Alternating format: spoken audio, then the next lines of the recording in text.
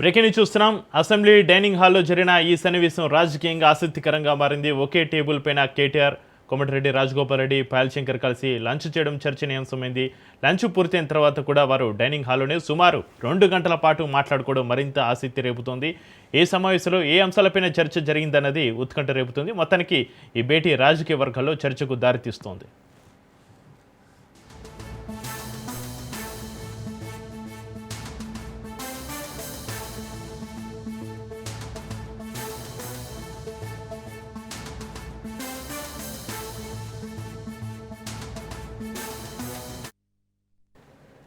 Assembly dining హాల్లో జరిగిన ఈ సన్నివేశం రాజకీయంగా ఆసక్తికరంగా మారింది. ఒకే టేబుల్ పైన కేటీఆర్, కోమటిరెడ్డి రాజగోపాల్ రెడ్డి, పాయల్ కలిసి లంచ్ చేయడం చర్చనీయాంశమైంది.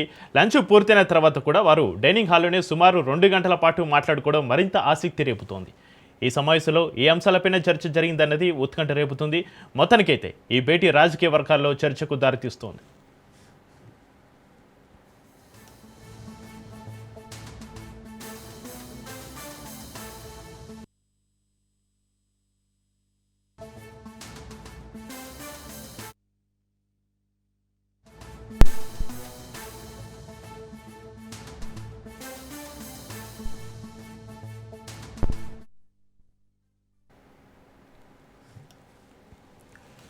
మంత్రి పదవి రాకపోయినా ఉన్నది ఉన్నట్లు మాట్లాడుతున్నారు. ఎమ్మెల్యే కోమటిరెడ్డి రాజగోపాల్ రెడ్డి పదవి కోసం పోరాటం చేయడం తన లక్ష్యం కాదని స్పష్టం చేశారు. అసెంబ్లీ, ఎంపీ ఎన్నికల సందర్భాల్లో తాము ఇద్దరం అన్నదమ్ములు అని తెలియదు అన్నారు. నయంకే భయపడలేదని, మెజారిటీ ప్రజలు ఏం కోరుకుంటే అదే చేస్తారన్నారు. మంత్రి పదవిపైన అధిష్టానం గతంలో హామీ ఇచ్చిందని, అధిష్టానం ఇప్పుడు ఏం చేస్తుందో తెలియదన్నారు. తాను మంత్రి పదవి కోసం పాకులాడడం లేదని, పదవి లేకున్నా రాజగోపాల్ రెడ్డికి ప్రజల గౌరవం ఉంది అన్నారు.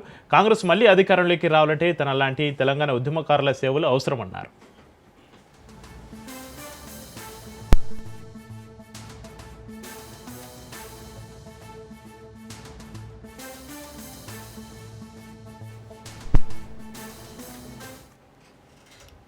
ఇక తనకు రేవంత్ రెడ్డి తోటి ఎలాంటి ఇబ్బంది లేదని, ముఖ్యమంత్రితోటి ప్రత్యేక భేటీ లేదు, ఎదురు పడితే పలకరించుకున్నామని స్పష్టం చేశారు ఆయన.